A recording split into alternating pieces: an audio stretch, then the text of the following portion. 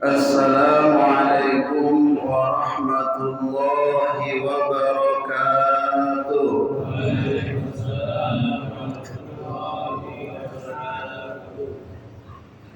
Innal hamdalillah nahmaduhu wa nasta'inuhu wa nastaghfiruh wa na'udzu billahi min shururi anfusina wa min sayyiati a'malina.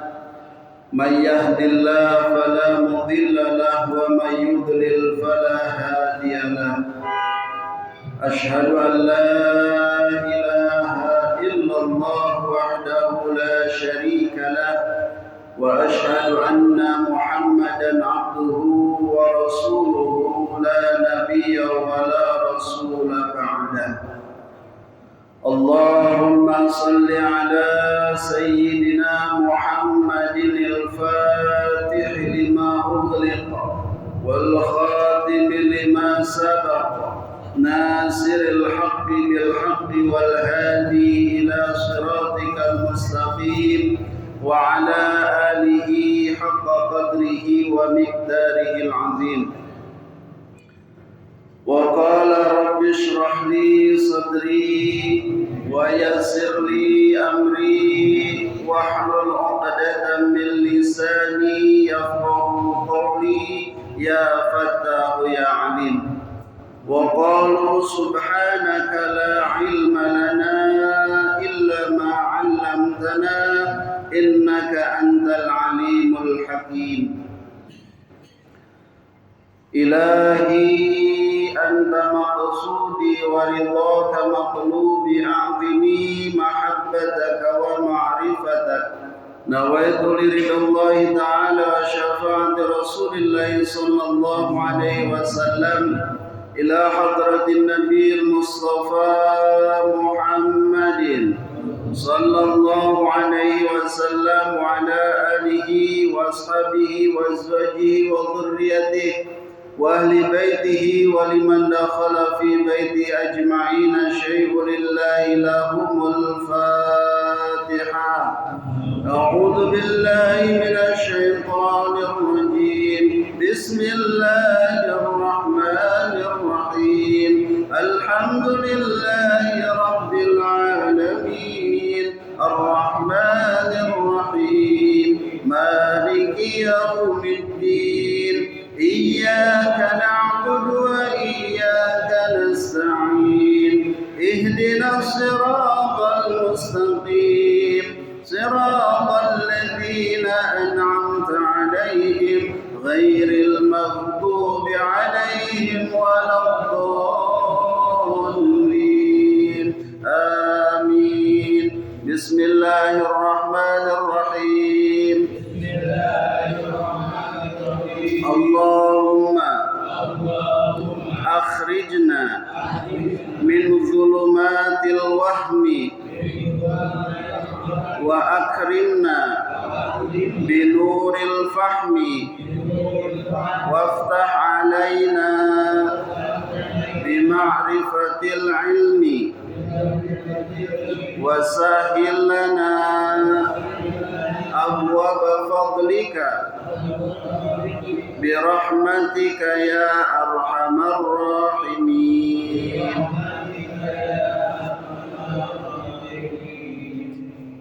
أيها الحاضرون أوصي نفسي وإياكم بتقوى الله وطاعته لعلكم تفلحون وقال تعالى يا أيها الذين آمنوا اتقوا الله حق تقاته ولا تموتن إلا وأنتم مسلمون وقال وإذ تأذن ربكم لئن شكرتم لأزيدنكم ولئن كفرتم إن عذابي لشديد. Yang saya hormati Ketua Majelis Masjid, Ketua DKM Masjid Al-Hidayah, biasa di Majelis Taklim. Yang saya hormati para sesepuh, para kiai, para alimil ulama, para asatidz wal asatidzah, para tokoh sekalian, baik itu tokoh agama, tokoh pemuda, tokoh masyarakat yang hadir khususnya pada kesempatan malam hari ini, ataupun yang mendengarkan di rumah atau yang tidak sengaja terdengar. Maka mudah-mudahan kita semua mendapatkan keberkahan dari Allah Subhanahu wa ta'ala, mendapatkan rahmat dari Allah Subhanahu wa ta'ala, mendapatkan syafaat dari baginda Nabi besar Muhammad sallallahu alaihi wasallam. Juga kepada saudara-saudara kita yang mungkin pada hari ini atau sampai hari ini sedang sakit, maka mudah-mudahan Allah memberikan kesehatan kepada saudara-saudara kita yang sedang sakit. Allah sembuhkan penyakitnya baik zahir maupun batin. Bagi saudara-saudara kita yang sedang kesulitan, baik kesulitan dalam hal pekerjaan ataupun finansial, maka semoga Allah lancarkan rizkinya untuk beribadah kepada Allah Subhanahu wa ta'ala. Semoga Allah senantiasa meridhoi apa yang kita lakukan, apa yang kita kerjakan, apa yang kita harapkan. Setiap doa dan cita-cita kita dikabulkan oleh Allah Subhanahu wa ta'ala. Maka alhamdulillah, bersyukur kepada Allah, pada kesempatan malam hari ini, hampir di penghujung bulan Rajab, kita masih diberikan kenikmatan oleh Allah Subhanahu wa ta'ala untuk berkumpul bersama, untuk menuntut ilmu yang merupakan satu kewajiban dari Allah Subhanahu wa ta'ala. Karena menuntut ilmu adalah suatu kewajiban. Kenapa? Karena setiap amal yang tidak dibarengi dengan ilmu, maka tidak akan diterima amal tersebut. Maka dalam sebuah keterangan, man ta'allama baban minal ilmi, barang siapa yang mempelajari satu bab daripada ilmu, baik ilmu itu diamalkan ataupun tidak, maka lebih baik daripada sholat sunnah 1000 rakaat. Masya Allah. Jadi kita mempelajari satu bab tentang ilmu, ilmunya itu cuma dicatat di kertas, tidak kita amalkan, atau lebih baik lagi kalau diamalkan. Jadi ketika kita mempelajari satu ilmu, kemudian ilmu itu baik diamalkan ataupun tidak, maka itu lebih baik daripada sholat sunnah 1000 rakaat. Masya Allah. Maka mudah-mudahan ahli-ahli majelis taklim, ahli-ahli tolab, semua mendapatkan kemuliaan dari Allah Subhanahu wa ta'ala. Kenapa sih sampai seperti itu? Rasul mengatakan, karena menuntut ilmu itu adalah sesuatu kewajiban yang harus kita laksanakan, yang harus kita lakukan. Karena dalam sebuah keterangan, wa kullu man ya'malu bi ghairi ilmin amaluhu mardudatun la tuqbalu.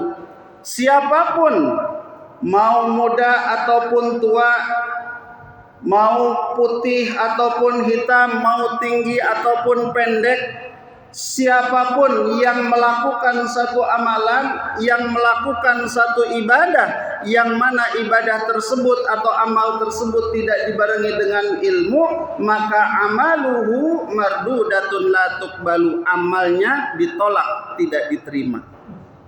Masya Allah.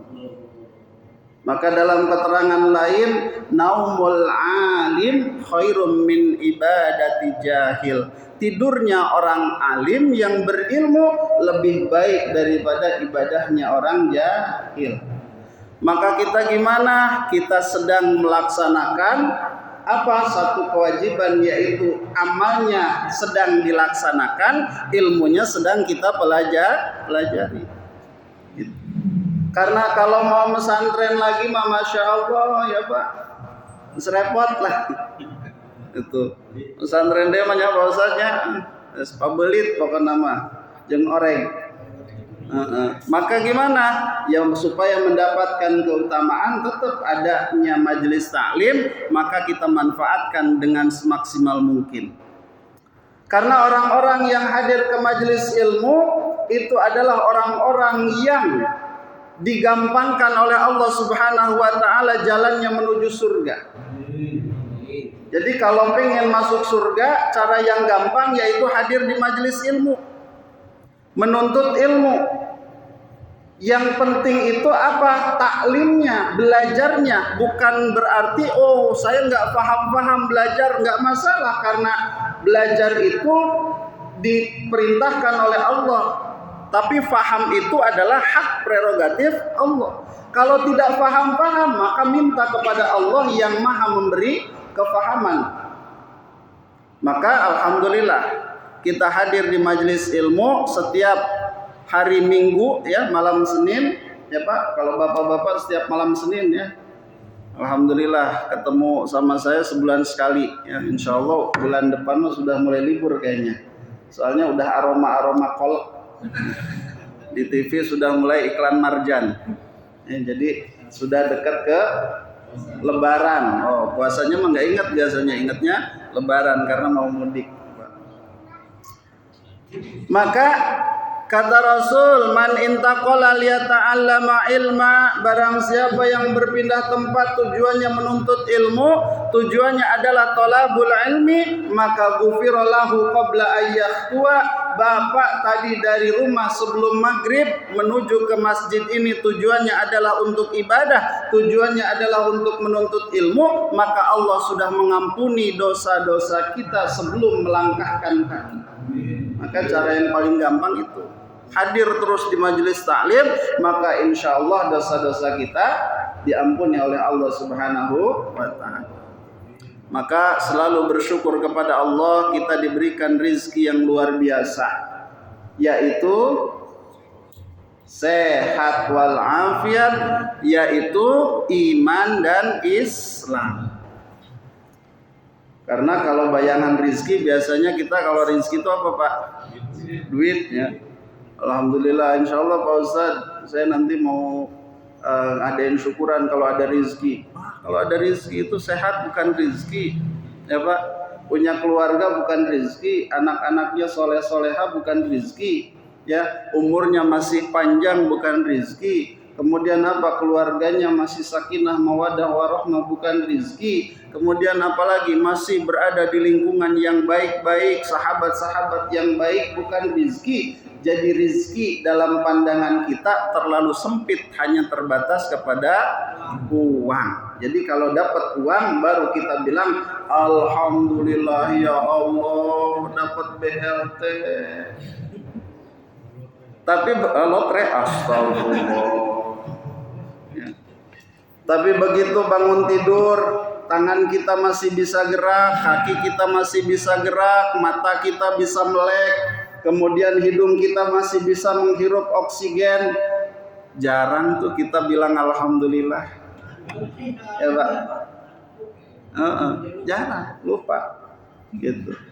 Pagi-pagi begitu habis sholat subuh pulang ke rumah, sama istri disiapin, Pak mau kopi mau susu atau dicampur kopi susu, mau gorengan atau wuduk disiapin semua. Jarang tuh bilang alhamdulillah ya Allah punya istri soleha.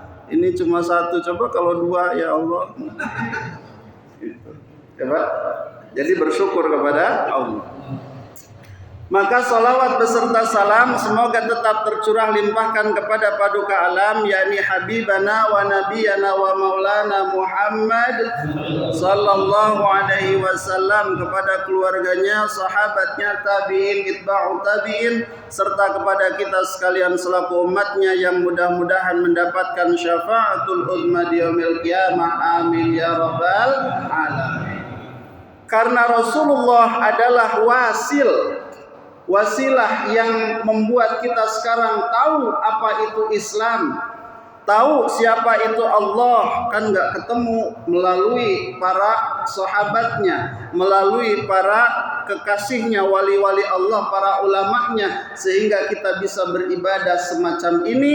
Karena apa? Wasilah baginda Nabi besar Muhammad sallallahu alaihi wasallam. Bahkan bukan hanya ini saja, ternyata keberadaan umat sebelumnya, kata Allah, laulaka ya Muhammad lama khalaqtul aflaq. Jadi Allah tidak akan menciptakan alam dunia beserta isinya, surga dan neraka, ganjaran, pahala dan siksaan. Karena apa? Karena Allah menciptakan Nabi Muhammad, maka semua itu diciptakan. Jadi begitu mulianya, begitu nikmatnya kita menjadi umat akhir zaman. Ibadahnya sedikit tapi pahalanya gede. Umat terdahulu ibadahnya banyak sampai ribuan tahun tapi pahalanya sedikit. Umatnya Nabi Muhammad melakukan dosa banyak, melakukan dosanya di dunia, tapi begitu dengan istighfar langsung bersih masuk ke dalam surga. Tapi umat terdahulu, ya Nabi Adam makanya iri. Kenapa? Nabi Adam melakukan dosa di surga, ya. Kemudian apa? Dia dibersihkan di dunia. Kalau umatnya Nabi Muhammad melakukan dosanya di dunia, kemudian ujungnya masuk ke dalam surga. Maka begitu luar biasa Nabi kita ini, diberikan keistimewaan yang luar biasa yang tidak diberikan kepada nabi-nabi sebelum Rasulullah. Apa itu? Diberikannya satu peristiwa besar, satu peristiwa yang luar biasa, yaitu Isra wal Mi'raj. Jadi sedikit membahas dulu ya Pak. Udah Rajaban belum Pak Ustaz di sini? Belum. Biasanya mendekati Ramadan Rajabannya. Maka ini dibahas sedikit lah ya. Kita tabarukan ke proses atau peringatan Isra wal Mi'raj. Jadi Isra wal Mi'raj, Isra itu adalah perjalanan Rasulullah dari mana ke mana Pak?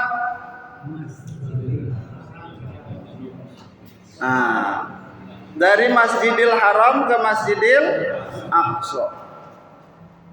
Kemudian Mi'raj dari mana ke mana? Masya Allah. Dari Masjidil Aqsa ke Sidratul Muntaha. Jadi kita ini terdapat 4 lapis alam. Ada namanya alam mulki, ada namanya alam malakut, ada namanya alam jabarut, ada namanya alam lahut. Nah, kita sekarang berada di kurungan lapisan pertama, disebutnya alam mulki. Ya, alam mulki. Kemudian langit ke-1 sampai langit ke-7 itu disebutnya alamul malakut, alamnya malaikat. Jadi alamnya para malaikat. Kemudian setelah itu disebutnya alam jabarut. Setelah itu barulah disebut alam lahut atau alam laha. Laha artinya samar, alam yang tidak bisa ditunjuk dengan jari kita, tidak bisa terlihat oleh indera kita. Maka Rasulullah itu Mi'raj dari Masjidil Aqsa ke Sidratul Muntaha. Intaha artinya habis, sudah tidak tahu lagi ceritanya. Itulah Sidratul Muntaha. Maka luar biasa, hanya Rasulullah yang bertemu langsung dengan Allah. Nabi Musa hanya berbincang dengan Allah. Ingin bertemu dengan Allah, ngapain? Harus puasa dulu 40 hari, berkholwat di gunung Tur Sina. Ya, Tur artinya gunung, Sinai artinya Sinai. Jadi gunung Sina. Setelah 40 hari begitu pengen melihat, ternyata baru cahayanya saja gunung langsung hancur. Nabi Musa pingsan. Kenapa? Karena tidak kuat. Lalu kenapa Rasulullah bisa melakukan hal tersebut? Ternyata rahasianya Rasulullah SAW dibedah dadanya oleh malak Jibril. Berapa kali Pak dibedahnya Pak? Berapa kali? Di operasinya? Berapa? Jawab aja, nggak apa-apa, salah ya. Berapa kali kira? Berapa? 3 kali, kurang tepat. Berapa Pak? 4 4 kali. Kapan? Yang pertama ketika Rasulullah usia 4 tahun.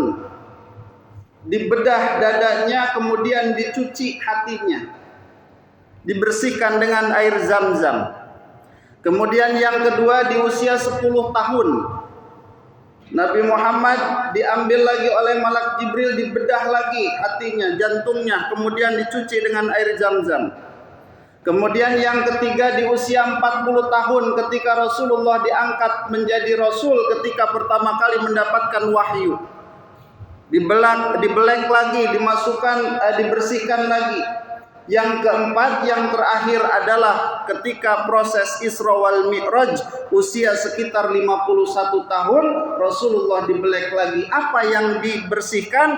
Dari segala penyakit-penyakit hati, ujub, takabur, riya, sum'ah, namimah, semua penyakit-penyakit hati, sirik, bidik, jahil, kaniaya.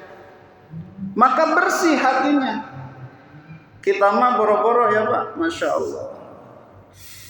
Harus dibelek nih ke pemantri. Dibelek. Apa yang dimasukkan? Dimasukkanlah iman, dimasukkanlah Islam, dimasukkanlah ihsan. Hikmah.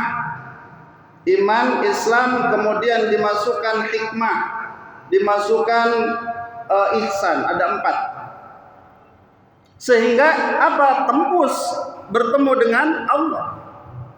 Maka kalau kita lihat sekarang, perhatikan, adalah torikoh-torikoh yang dibawa oleh Tuan Syekh Abdul Qadir Al-Jailani. Misalkan banyak torikoh-torikoh mu'tabaroh. Apa sih tujuannya? Tujuannya adalah tazkiyatun nafs, membersihkan diri, membersihkan hati, membersihkan ruh. Supaya apa? Supaya kita bisa tembus kepada Allah Subhanahu wa ta'ala, supaya kita bisa wusul kepada Allah. Maka harus dibersihkan dulu rohani kita ketika kita hendak sholat. Ketika kita hendak melaksanakan sholat, jangan sampai hati kita sedang jengkel kepada orang. Apalagi begitu sholat di belakang imam, kesel sama imamnya, benci sama imamnya, maka sholatnya tidak sah, bahkan tidak diterima. Jadi harus dibersihkan dulu, walaupun geuleuh ka imamna, imamna eta deui. Ya, bersih ya Allah, saya ridho ya Allah, gitu. Karena pada saat kita tidak suka terhadap imam yang kita bermakmum kepadanya, maka sholatnya tidak sah. Ya Pak, jadi harus bersih dulu begitu mau melaksanakan sholat. Apa sih singkat cerita?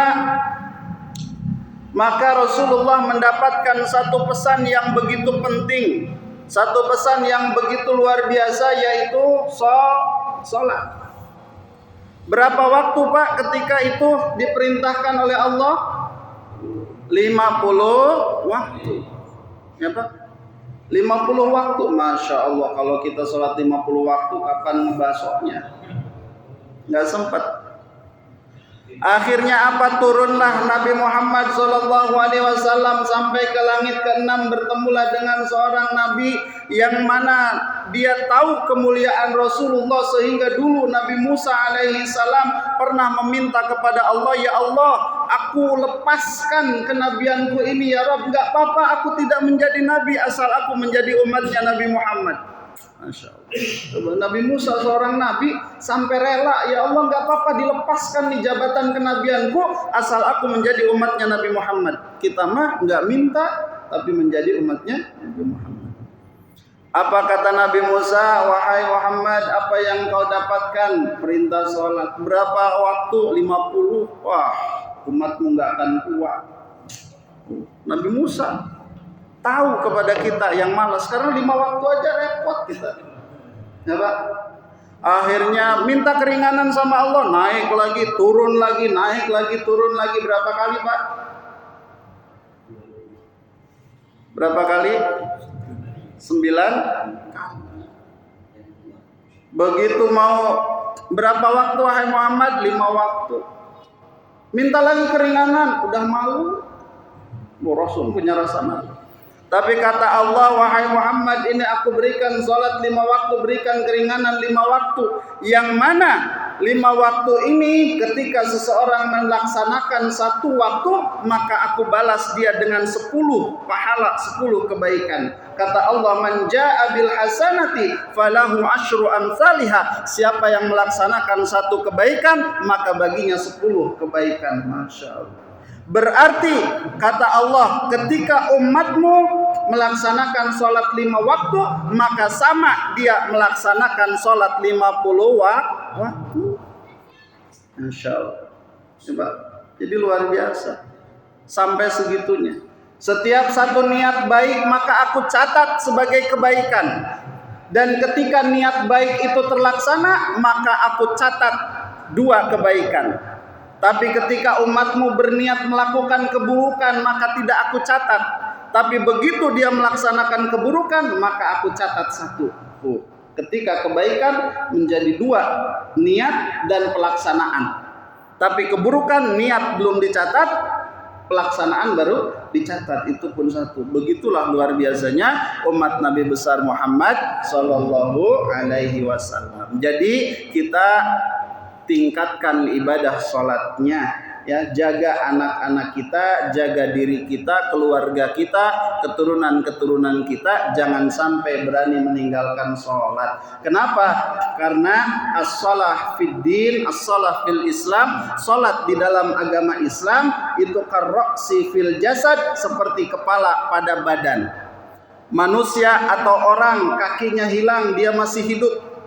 Orang tangannya hilang, masih bisa hidup. Orang ginjalnya sudah dicabut 1, masih bisa hidup. Orang hatinya dicangkok, jantungnya pakai cincin, pakai ring, ya Pak, masih hidup. Tapi ketika kepalanya copot, habis. Kenapa digambarkan sebagai kepala? Karena kepala ini adalah satu benda yang sangat mulia. Di kepala ada otak, di kepala ada mata, di kepala ada telinga, di kepala ada hidung, di kepala ada mulut, ada wajah. Ini adalah bagian-bagian termulia. Ya Pak, kita kalau diginiin sama orang lain pasti marah kepala kita. Kenapa? Karena ini adalah tempat yang mulia. Maka begitulah, ya, kedudukan sholat di dalam agama Islam begitu pentingnya, maka harus dijaga. Karena apa? Karena kata Rasul, awwalu ma yuhasabu bihil abdu yaumal qiyamah as-shalah. Jadi yang paling pertama kali dihisab di hari kiamat nanti adalah sholat. Kalau sholatnya beres, maka yang lain dianggap beres. Kalau sholatnya tidak beres, maka yang lain dianggap tidak beres. Jadi jaga sholatnya. Maka sering-seringlah berdoa supaya kita menjadi ahli sholat. Apa doanya Pak? Gimana doanya? Jadi kalau mau sholat nih, sebelum usolli baca doa dulu. Bismillahirrahmanirrahim. Rabbi ja'alli muqimas salati wa min dzurriyyati Rabbana wa taqabbal du'a. Rabbi ja'alli muqimas salati wa min dzurriyyati Rabbana wa taqabbal du'a. Rabbi ja'alli, ya Allah jadikanlah aku muqimis salati, orang yang mendirikan salat, wa min dzurriyyati, dan termasuk anak keturunan kita. Didoain Pak, kita sudah mendoakan anak cucu cicit bawah jangka waring terus sampai bawah. Ya, didoain. Jangan mendoakannya istri saya sama anak saya. Terus wa min dzurriyyati, semua keturunannya. Semua keturunan kita. Rabbana, wahai Allah Tuhan kami, wa taqabbal du'a, terimalah doa kami, kabulkanlah doa kami. Jadi ketika mau sholat, sebelum usolli, bismillahirrahmanirrahim, Rabbi ja'alni muqimas sholati wa min dzurriyyati, Rabbana wa taqabbal du'a, sholli farad maghrib. Allah. Gitu. Atau ya Allah jadikanlah aku ini ahli sholat dan termasuk semua keturunan-keturunanku jadikanlah ahli sholat. Ya Allah kabulkanlah doaku. Ya, Mekah ya Pak, nggak ada sawah, tapi di sana setiap makan buang nasinya luar biasa banyak. Ya Pak, nggak ada pohon pisang, nggak ada, tapi buah-buahan di Mekah begitu luar biasa melimpah. Kita yang tanah tongkat kayu menjadi tanaman, susah makan buah-buahan. Setiap hari kita jarang makan buah-buahan Pak. Tapi di Arab Masya Allah. Kenapa? Karena Nabi Ibrahim mendoakan Rabbij'al hadza baladan aminah warzuq ahlah. Ya Allah, jadikanlah negeri ini negeri yang aman. Warzuq ahlaha, dan berikanlah rizki penduduknya. Maka sampai sekarang, maka kita pun harus mendoakan anak cucu cicit kita supaya menjadi ahli sholat. Maka mudah-mudahan itulah hikmahnya. Jadi hikmah Isra wal Mi'raj itu adalah tentang kemuliaan. Jadi orang yang menjalankan sholat dia adalah orang yang mulia, orang yang meninggalkan sholat dia orang yang hina. Kenapa? Karena sholat merupakan tiangnya agama. Masjid ini tiangnya dibongkar pasti roboh.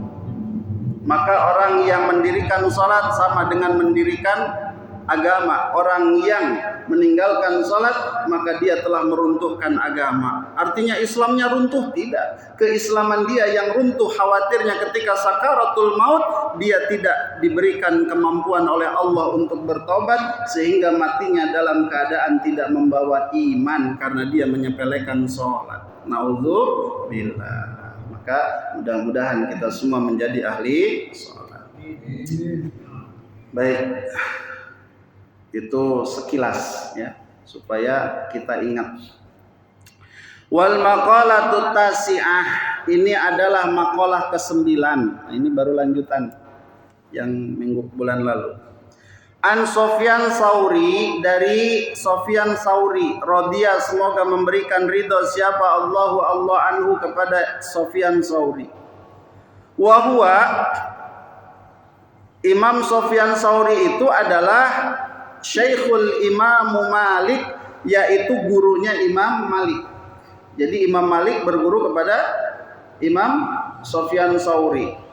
Imam Syafi'i berguru kepada Imam Malik. Apa kata Syekh Sufyan Tsauri? Kullu maksiatin, setiap maksiat, nasyiatin, yang dilakukan, yang dikerjakan, an syahwatin, karena dorongan syahwat, wa huwa ay ishtiyaqin nafsi ila syai', atau syahwat itu adalah tidak mampunya seseorang untuk menahan dorongan keinginan terhadap sesuatu, itu adalah syahwat. Jadi tidak bisa nahan terhadap sesuatu keinginan, itu adalah syahwat. Maka kalau maksiatnya itu karena dorongan syahwat yang tidak terbendung, maka kata Imam Sufyan Tsauri, fa innahu yurja ghufranuha, maka maksiat semacam itu masih bisa dimintakan ampunannya, masih bisa diharapkan ampunannya. Jadi dalam kitab Hikam Ibnu Athaillah mengatakan maksiatin, ya, maksiat yang dilakukan, kemudian dari kemaksiatan itu muncul rasa hina, muncul rasa menyesal, itu lebih baik daripada taat, tapi muncul takabur, muncul sombong. Wow, ahli maksiat itu mah, saya dong sholat ahli surga, ya, sombong. Jadi artinya bukan kalau gitu maksiat aja bos, enggak. Ya, pada saat maksiat kemudian muncul getaran dalam hati ini, rasa takut kepada Allah, rasa penyesalan, rasa hina diri, maka itu lebih baik daripada kita sholat terus tapi muncul takabur, muncul sombong, ya, terhadap orang lain. Jadi kalau kita melakukan satu kemaksiatan, satu dosa yang dilakukan, tapi dosa itu memang tidak kita sengaja, dosa itu karena dorongan syahwat yang sudah tidak mampu kita bendung, ya. Ketika di jalan melihat yang bahenol, astagfirullah, merem bawa motor takut nubruk, kelihatan, Itu mah nggak sengaja karena itu lewat. Ya, Pak? Tapi disengaja pelototin ya, nongkrong di tempat aerobik, astagfirullah. Ya, Pak? Jadi makanya ini ada lapang depan masjid jangan pakai aerobik, Pak Ustaz. Ya, nanti jamaahnya makin banyak.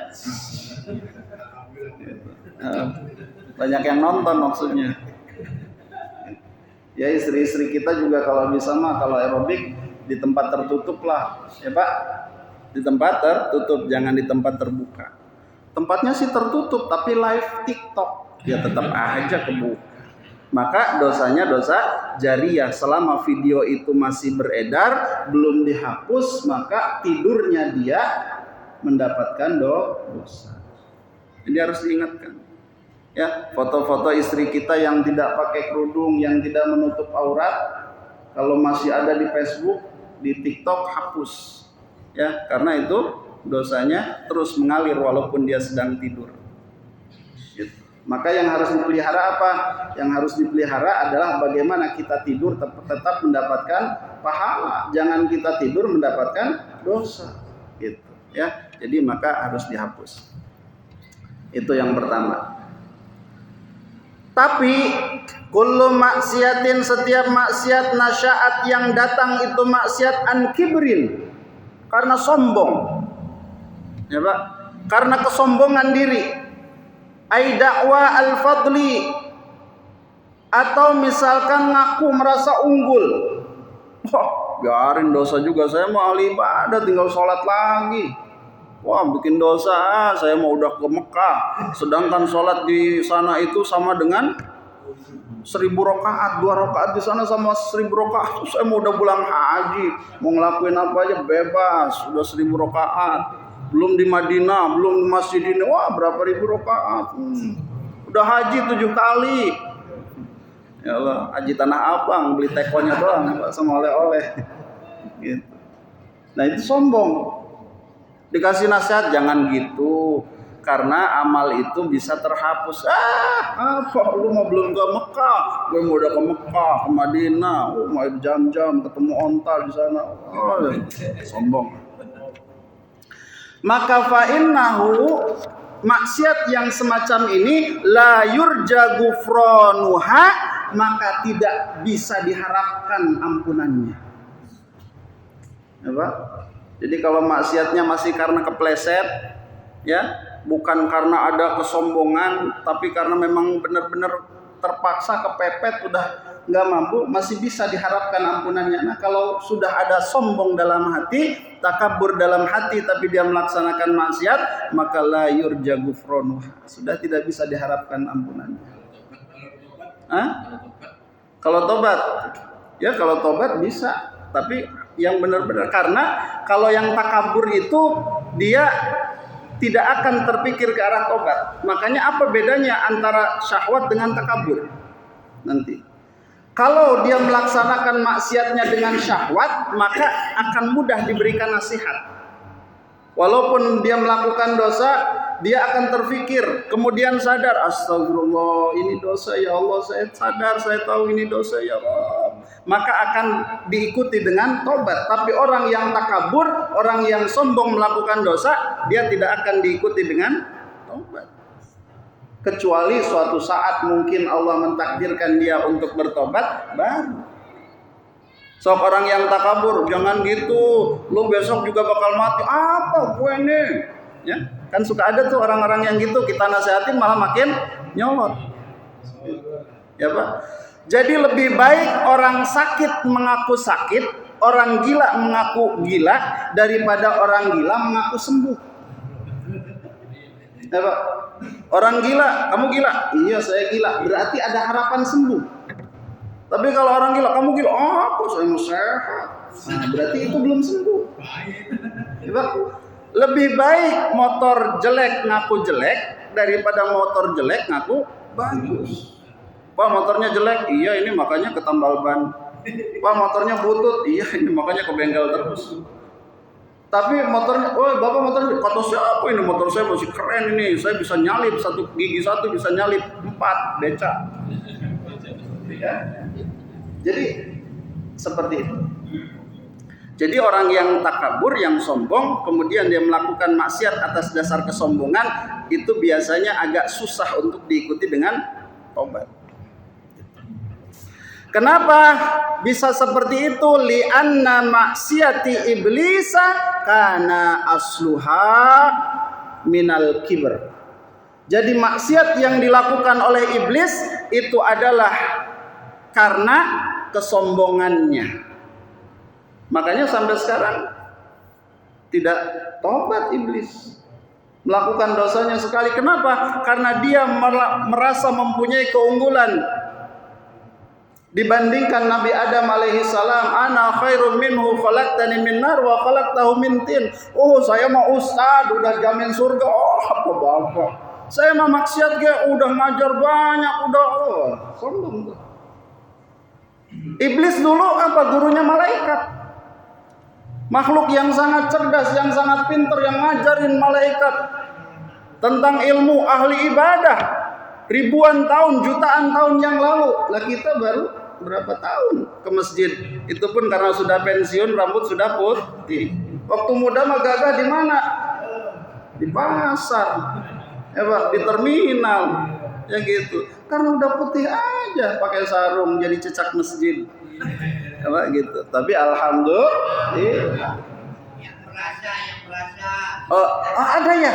Oh, maaf. Saya nggak sengaja itu. Emang ada yang pecinya mana? Tapi alhamdulillah ya. Jadi kalau misalkan ada pertanyaan Allah itu seperti apa sih kepada kita, maka lihat kita seperti apa kepada Allah. Jadi kalau kita sekarang ada di masjid, berarti Allah menginginkan kebaikan kepada kita. Man yuridillahu bihi khair yufaqihu fiddin. Kalau Allah menghendaki seseorang itu berada dalam kebaikan, berada dalam keridoannya, berada dalam kecintaannya, maka yufaqihu fiddin, orang tersebut bakal diberikan rasa ingin, rasa cinta terhadap agama.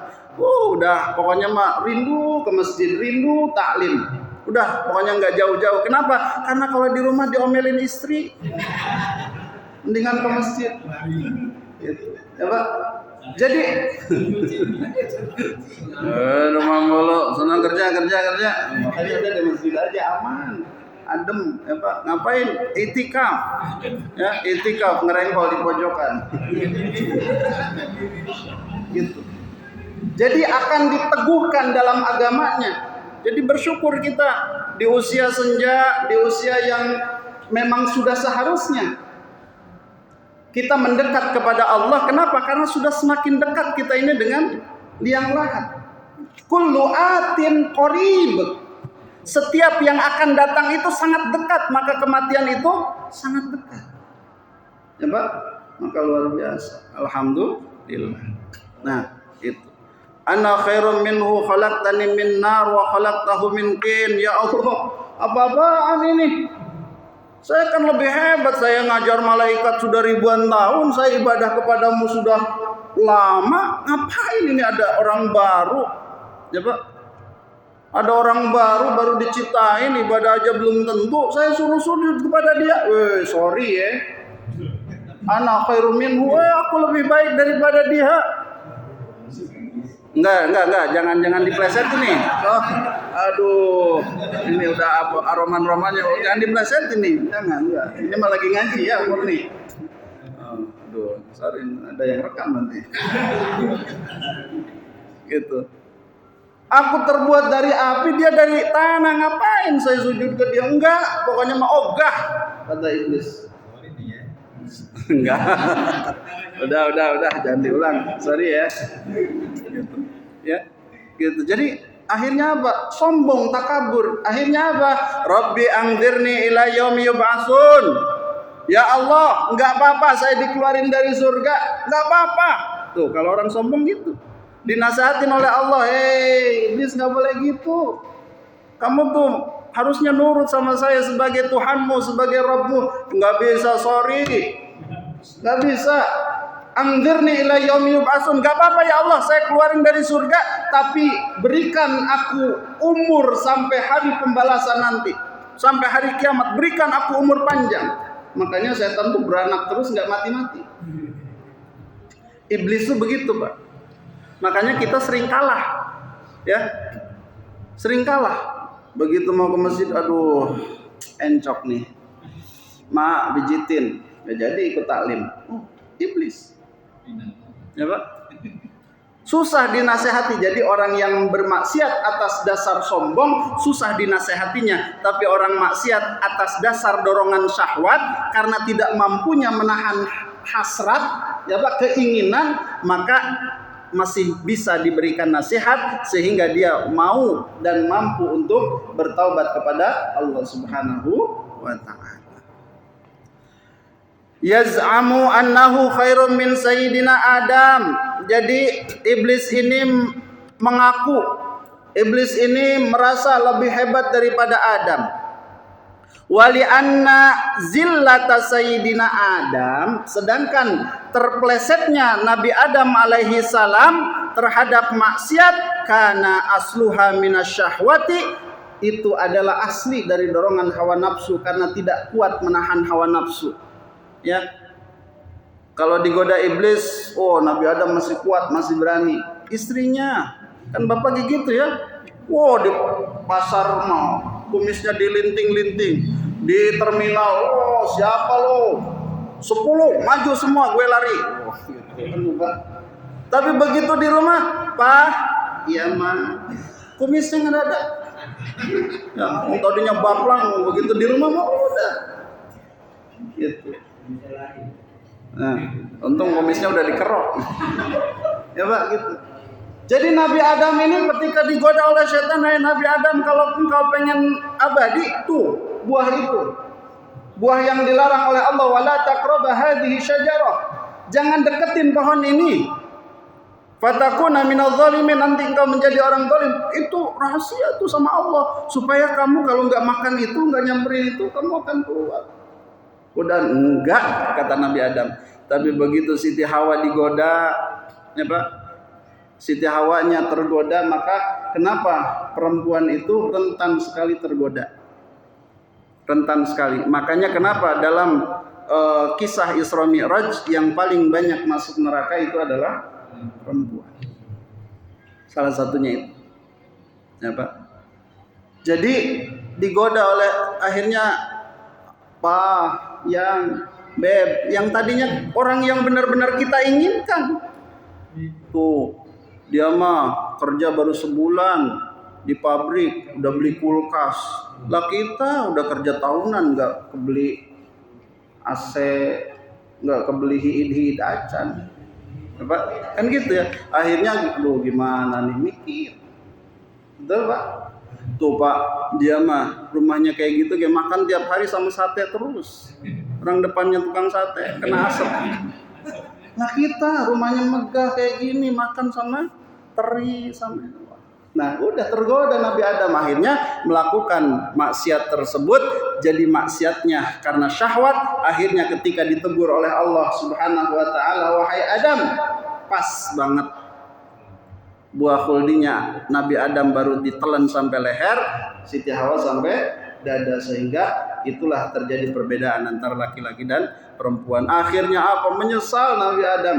Nah itu kalau karena syahwat, menyesal, akhirnya dikeluarkan oleh Allah dari surga. Yang tadinya Nabi Adam di surga menggunakan pakaian yang begitu indah, pakaian yang begitu mewah, begitu dilempar ke dunia telanjang.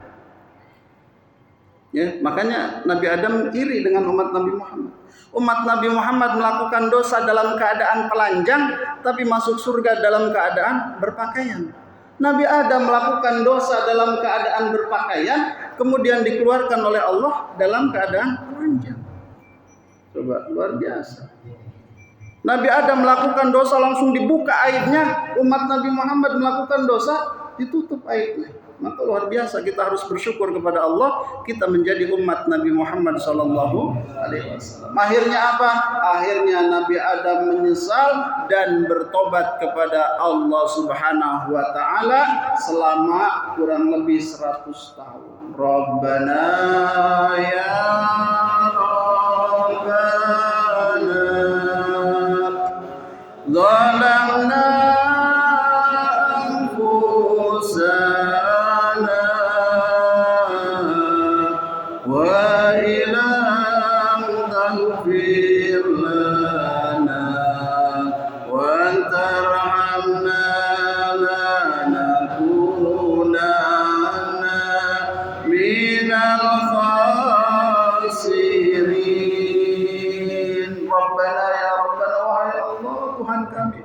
Zalamna anfusana, kami sadar wahai Rabb, telah zalim terhadap diri sendiri.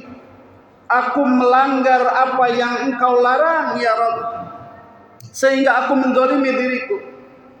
Wa illam taghfir lana, kalau Engkau tidak mengampuni dosaku, tidak memaafkan kesalahanku, lanakunanna minal khasirin, pasti aku ini termasuk orang-orang yang merugi. Maka terus melakukan pertobatan kepada Allah Subhanahu wa taala. Maka mudah-mudahan kita semua diberikan kemampuan oleh Allah Subhanahu wa taala untuk senantiasa bertobat kepada Allah Subhanahu wa taala. Kita doakan saudara-saudara kita yang masih berada di dalam lumpur kehinaan, Allah angkat mereka menjadi orang-orang yang mulia, dan kita semua beserta anak cucu kita, keturunan kita, lingkungan kita dijadikan oleh Allah Subhanahu wa taala orang-orang yang bertobat kepada Allah, orang-orang yang selalu ibadah kepada Allah, orang-orang yang senantiasa menyeru, mengajak kepada Allah Subhanahu wa taala. Maka itu makalah yang ke-9 dan makalah yang ke-10 insyaallah mungkin sebelum puasa atau setelah lebaran ya. Mad'adna badamban, masih berkaitan tentang dosa, insyaallah kita bahas di bulan berikutnya. Itu saja, barangkali ada yang mau ditanyakan. Boleh Pak. Assalamualaikum warahmatullahi wabarakatuh. Waalaikumsalam warahmatullahi wabarakatuh. Pertanyaan dari saya yang pertama, kapan iblis itu selesai menggoda? Hanya sampai nyawa tergodanya masih muda. Yang kedua, saya pernah membaca bahwa sudon baik pun kita dapat dosa, apalagi sudon yang jelek atau pencerahannya. Terima kasih. Pertanyaannya luar biasa. Yang pertama, sampai kapan iblis itu menggoda? Sampai kita dalam keadaan sakaratul maut. Ketika ruh kita dighargharah, begitu panasnya sampai Rasulullah ketika dicabut ruhnya, padahal sudah diringankan sampai sekian kali lipat oleh malak Israel. Tapi Rasulullah sampai menempelkan tangannya ke wajan bejana yang berisi air, kemudian diusap kepalanya, keringetan keluar, panasnya luar biasa. Maka dalam keadaan sakaratul maut di situ, apa yang terjadi? Iblis datang membawa sebuah wadah, kalau kita meteko, yang mana di teko tersebut di pinggirnya ada embun-embun kayak diisi air es, yang terlihat sangat menyegarkan. Maka pengen itu. Akhirnya kata iblis, ya nanti aku beri asal engkau mengatakan aku adalah Tuhanmu. Maka di akhir itu banyak yang gagal. Tapi aku tidak bisa berkata, cukup engkau menganggukkan saja kepalamu atau mengiyakan di dalam hatimu, maka engkau mengikrarkan aku sebagai Tuhanmu, maka akan aku beri minum air yang menyegarkan ini. Begitu dia menganggukkan, maka iblis itu membohonginya, dia mati dalam keadaan su'ul. Maka dalam sebuah hadis, man akhira kalamihi la ilaha illallah dakhalal jannah, barang siapa yang akhir kalimatnya la ilaha illallah masuk surga. Gampang kalau di sinetron mah begitu, la ilaha illallah di sinetron. Emang segampang itu? Tidak. Jadi ketika sakaratul maut, yang terbayang, yang terbersit adalah lisan ini akan merekam apa yang biasa dia ucapkan, maka ketika sakaratul maut itu akan muncul. Makanya harus sering zikir la ilaha illallah, la ilaha illallah, membiasakan. Kenapa la ilaha illallah? Kenapa tidak subhanallah? Kenapa tidak alhamdulillah? Karena ada pendapat yang mengatakan bahwa la ilaha illallah itu bibir tidak sampai menutup. La ilaha illallah, bibirnya masih terbuka. Tapi kalau nutup. Itu maka kenapa talqinnya lakinu mautakum biqauli la ilaha illallah. Talqinkan kematianmu dengan kalimat la ilaha illallah. Matinya ada dua, ada mati secara maknawi, ada mati secara hakiki. Mati secara maknawi, hatinya yang mati, hatinya yang keras. Sehingga apa? Harus ditalkin dengan la ilaha illallah supaya apa? Supaya hidup kembali. La ilaha illallah, la ilaha illallah. Kenapa seperti itu? Karena memang untuk menghantam kolbu supaya hidup kembali. Yang kedua, mati hakiki. Yang gimana? Yang begitu cengap itu pun bahasa Sunda namanya memilikan, Pak Ustaz. Susuganan. Karena orang yang ketika sakaratul maut, ketika ruhnya sudah di ghargharah, itu seperti orang yang berada di dalam satu ruangan, yang mana di dalam ruangan itu gemuruhnya luar biasa di telinga, jadi sudah nggak kedengeran. Jadi kayak di satu ruangan mesin, udah nggak kedengeran orang ngomong. Jadi ditalkin la ilaha illallah, Pak, nyebut but. Itu susuganan. Ya, siapa tahu Allah memberikan kabulnya, memberikan rahmatnya ketika sakaratul maut itu diberikan kemampuan itu. Maka apa? Bersyukurlah kita, ya. Mudah-mudahan kita dimatikan dalam keadaan husnul khotimah. Makanya selalu dibaca Allahumma khtim lana bil Islam, ya Allah, tutuplah usia kami dalam keadaan Islam. Allahumma khtim lana bil iman, ya Rabb, matikanlah kami dalam keadaan iman. Allahumma khtim lana bi husnil khatimah, ya Allah, jadikanlah akhir hayat kami akhir hayat yang husnul khatimah. Biarkan awalnya kemarin kami dalam keadaan buruk, dalam keadaan jelek, ya Rabb, yang penting akhir kematian kami dalam keadaan yang baik, yang husnul khatimah. Kemudian apa? Allahumma khtim lana bi kalimatikal azim, ya Allah, tutuplah usia kami, mampukanlah lisan kami ketika ruh kami sudah di ghargharah, sudah di kerongkongan untuk mengucapkan kalimahmu yang agung, la ilaha illallah. Maka itulah kita husnul khatimah. Ya Pak, itu. Jadi sampai kapan? Sampai sakaratul maut, sampai kita mati, iblis itu menggoda kita. Maka kita harus selalu bertaud, memohon perlindungan kepada Allah Subhanahu wa taala. Yang kedua, ada husnudzon, ada suudzon, ya Pak. Kalau husnudzon itu berprasangka baik, maka kita perlu berhusnudzon, berprasangka baik kepada siapa? Kepada sesama, terlebih kepada Allah. Ketika kita diberikan hidup susah menurut kita, maka kita husnudzon kepada Allah. Oh, siapa tahu karena Allah itu maha tahu tentang diri kita, kita diberi susah, ini adalah yang terbaik menurut Allah. Karena kalau kita diberikan harta yang berlimpah, mungkin kita akan mampir ke diskotik terus, ke pantura terus. Sehingga Allah tahu, makanya dikasih susah. Ya, gitu. Asa antakrahu syai'an wa huwa khairul lakum. Bisa jadi engkau membenci sesuatu yang diberikan oleh Allah, padahal wa huwa khairul lakum itu yang terbaik bagimu menurut Allah. Wa asa an tuhibbu syai'an, bisa jadi kita senang dalam keadaan kaya, kita senang bergelimang harta, tapi wa huwa syarrul lakum, padahal itu buruk menurut Allah bagimu. Maka apa yang harus dilakukan?